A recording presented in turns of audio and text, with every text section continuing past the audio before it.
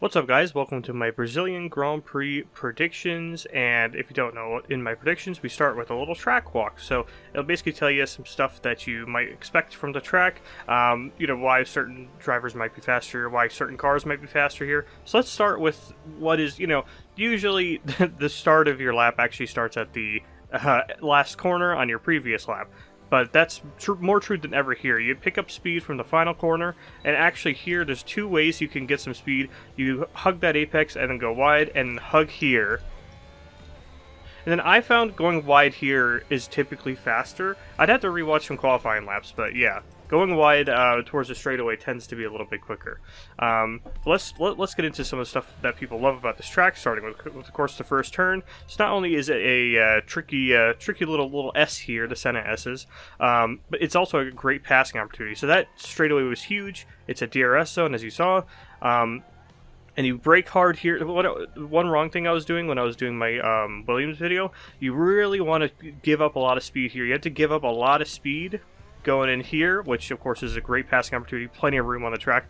Turn in nice and tight, and then like slingshot. You want to slingshot out of here, like that. But that's really hard to do if you're side by side, so it makes for incredible racing. Then boom, slingshot down here. If someone got ahead of you, you got a DRS zone right here.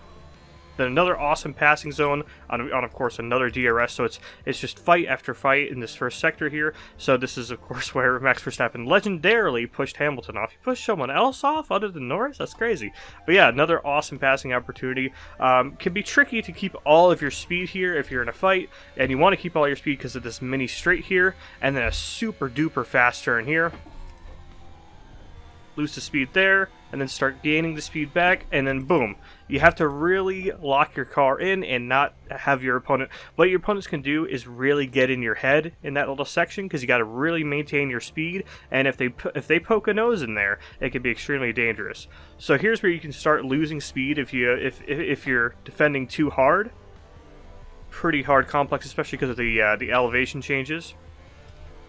Then speed down here, so if you got a really bad exit off of that, which I do all the time, you can easily get past here. Someone could stick their nose up here. I believe this is where Hamilton actually took out Albon in 2020, I believe. So that's a passing opportunity, and if you do that, you're off to the races, because this is flat in any modern F1 car. And then boom, hard on the brakes here. Carry as much speed as you can, because of course we have a straightaway right here. And I believe we hug here, wide, hug here, wide, DRS, hug here, and then wide again. So an awesome track. I mean, so many great fighting opportunities. It's a very fast track as well. Not too long either. So yeah, very, very fun stuff. So let's get to the actual predictions. So I do predict that Ferrari, they're going to continue to be fast. There's no reason to believe that they won't continue to be fast. I think Ferrari are going to be the domineering factor, and then of course Norris and Verstappen, they have Norris and Verstappen passive, I guess, so they're going to continue to be fast as well. But I think McLaren and Norris really understand their car now. It's really not that great when you start a stint, but then once the tires get more worn and worn, the McLaren car really just comes alive and is the fastest car on track every single time. So he's still going to be a force to be reckoned with for sure, but I do see Ferrari being the fastest team here. Because again, this is another fast sweeping track. I mean, there's these short this is a short little complex here of slow turns for sure, but I mean it is a really fast sweeping track for the most part. So yeah, I think they're off to the races here, and I think Sainz might actually be the lead Ferrari here. I mean, Charles has been good here, but Sainz has actually been great here as well in the past, and he's got huge momentum going for him, so I'm going to say Sainz is going to be the lead Ferrari here. Now, in terms of Norris understanding his car more, that's great. And his pace is great too, so I think he'll do really well here. But also, I think he's going to be a lot more confident going into this weekend, especially after Max got his 20 seconds, and it doesn't really seem like he learned his lesson. So I think Norris knows exactly what to expect and what lines to take when fighting Max, because, all things considered, I do think Max will still be in the fight, even if the Red Bull car has not been too great lately. I think he'll definitely still be in the fight. He's a very, very fast driver around here, but I do think he takes so many risks that I think on a faster track like this, like it's not like Circuit of the Americas Turn 12 or Turn 4 at Mexico. I mean, passing here is, you're going very fast while you're passing here. So I think now more than ever we're going to see just how far Max is going to take things, because I don't see him stopping his chicanery, no pun intended. But I think we're also going to see what's the steward's limits? What's the FIA's limit on this? If he really just keeps sending it over and over, are we going to eventually see them give a harsher penalty? Something other than a time penalty. Is he going to maybe lose out on points? Are they going to disqualify him from a race if he takes things too far? It'll be really interesting to see. I don't think it'll go that far, but it's all in Max's hands now. If he goes too far here, I mean, we could see some punishments we haven't seen in a long time. So I was really happy to see that Lewis Hamilton actually did bounce back in Mexico. I really didn't think that that Grand Prix would be it for him because, Circuit of the Americas went so poorly. I thought he might have lost his mojo for at least a race. But, I mean, he loves this track, and he did good in Mexico. I mean, I'd say he's pretty much fully back. He's fighting his teammate for basically, the entire second half of the race. I mean, yeah, I think Lewis Hamilton is making a bit of a comeback. Now, the Mercedes car, is it making a comeback? No. I think McLaren and Ferrari are way too fast for this Mercedes car. But as far as Hamilton goes, I think he's going to be flying here, and I think we're going to see his best race since the British Grand Prix. Almost said the UK Grand Prix. Now, I know, I only have one race to go off of, but in terms of Piastri, I don't see him doing too well here. He really was off the pace at this track last year, and again, he has improved at certain tracks, but going off of Mexico, though, he's proven that, no, he does not improve at every single track he goes to, so it's not guaranteed that he'll be better this time around, and he did pretty poor last time around here. But of course, hopefully you guys know by now, I'm not a Piastri hater. It's just these last two races, they weren't good for him last year, so I don't really see it being good for him this time around. Even though I'd like him to succeed. So I think Lawson is on a bit of a roll here. I mean, he really stood his ground in Mexico. I mean, he was no quarter given at all, whether that be in interviews or on the track or on the radio. I mean, he just doesn't care, which I think is pretty impressive, pretty ballsy from him. Because, in his position, I would feel like, oh, I'm kind of on thin ice here. I gotta prove myself, but I also gotta keep my mouth shut. I don't want to make people angry and have that be a contributing factor to whether or not I get a seat. So that's how I would feel about it. But he just doesn't care. He's just sending it.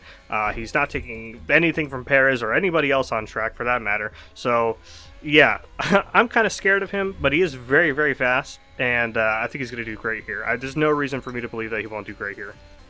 As for Yuki Tsunoda, I mean, he tends to be kind of slow here, but actually he's a good racing driver, so there's no reason to believe he won't have a moderately good time here. As long as he doesn't crash on lap 1, he should be decent, but I think he's probably intimidated by Lawson at this point. I mean, I would be. So, now Albon, last time around was really disappointing. Of course, crashing out the first turn of the first lap, and it wasn't even really your fault. That sucks. And he qualified so well in Mexico. So yeah, it sucks, and it's possible that he's going to lose his groove a little bit. But I gotta believe, since this is one of his best tracks, historically Brazil's been one of his best tracks, both at the time in Red Bull, Toro Rosso, and Williams. I mean, yeah, he's been really good here, so I'd like to see Albon make a bit of a resurgence and, shake off this recently granted fraudster tag on him. And I think Colapinto will also bounce back a little bit, though, so it's I think the Williams is going to be the team I'm going to be watching the most closely, the inter-team rivalry there. I'm really interested to see how Colapinto handles this track. I think he's going to be really solid here. He should feel right at home at this track. He's adapted to every single track very well other than Mexico, and of course, every single driver said it during the weekend. Mexico's weird. It's really hard to get fast lap times there and keep your pace up because the altitude's so low, but they have such fast sweeping corners as well. So yeah, I understand why a rookie wouldn't adapt to that too well, but Brazil should be right back on form. I think he'll do great here. I also think Haas is going to continue to impress, but let's keep in mind here, last time I said Kevin wasn't very good at Mexico, and then he went on to Monster to race. He was clearly the better Haas that day. Magnussen loves this track. He's very good at this track. He's a very aggressive driver as well. So with this many passing opportunities, fast passing opportunities, as well as him having good pace around here, I would say look out for Kevin Magnussen. I'm very excited to see how he does in this Grand Prix. So you may have noticed I don't really talk about Alpine, Aston Martin, even Sauber. I don't talk about them a lot. Really, I just see them as cars that mix up the pack a little bit. They're lead drivers, Gasly, Alonso, and now even Bottas. But yeah, those three drivers, after the Sauber upgrades, it seems like maybe even Bottas can can mix up the pack a little bit, but really to me that's kind of all they do. They just mix up the pack, hold people up occasionally, hold people up at the start, and then like when they're doing their pit maneuvers trying to undercut people, they tend to just mix up the pack a little bit, and that's kind of all they do. That's why I don't really talk about them too much. Now, as for Sergio Perez, I don't know. Is it time for him to finally drown here, and it's just like it's going to be impossible for him to ever shake off? Because Mexico 2024, it could be the turning point where he just never performs very well again, but it could also be the turning point where he starts performing better. And he likes this track, he fights hard at this track, he likes having good on-track battles, and this is the perfect circuit for it.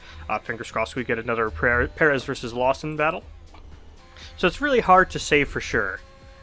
Also hard to say for sure is who I think the top 5 would be. If I had to say, I do think the Ferraris will be fast this year, but I think it's time for Norris to get another win, and I think it'll be here. It's a track he's fast at, and it's a track that's easier to pass on than the past 2 circuits. And now that the other teams know what the McLaren car is good at now too, right? But it's being insanely fast towards the end of your stints. It's not really something that teams can play around. It's a very, very good strength to have, and I think now Norris knows how to maximize it. Norris knows how to defend better as well. So I'm pretty happy to say I think Norris gets another win here. And as I just said, Ferraris are going to be really quick. I think Sainz will be the lead Ferrari here still. Been good here in the past. Of course, Charles has been good here too, but I do think Carlos is on a bit of a roll, and I think he's gonna walk to second place pretty easily. Now, Verstappen or Leclerc next? I'm not entirely sure which one will be quicker here. Verstappen is quick here, but so is Charles, and Charles is in a faster car. And I mean, if Verstappen sticks his nose in, I could see Verstappen P3 and gets away with it. If he sticks his nose in and doesn't get away with it, obviously he's going to be out of the top 5 this time. So it's tough to say, but Verstappen is Verstappen. And if he gets clean overtakes done, then I could see him being P3 with Leclerc right behind. Now, I'm going to say it again. Hamilton for P5. Sorry. I guess I'm just a Hamilton fanboy. I think he's going to do great here. He's had awesome races here in the past, even in the 2022 season when the Mercedes were in a crazy bad slump. So, I have faith. I have faith that Hamilton bounces back here a little bit and gets a top 5 finish that he's been waiting for. Alright, well that is it for my predictions for the 2024 Brazilian Grand Prix. What are you guys looking forward to most? What on-track battles are you looking forward to most? What inter-team battles? Let me know in the comments, and thank you very much for watching.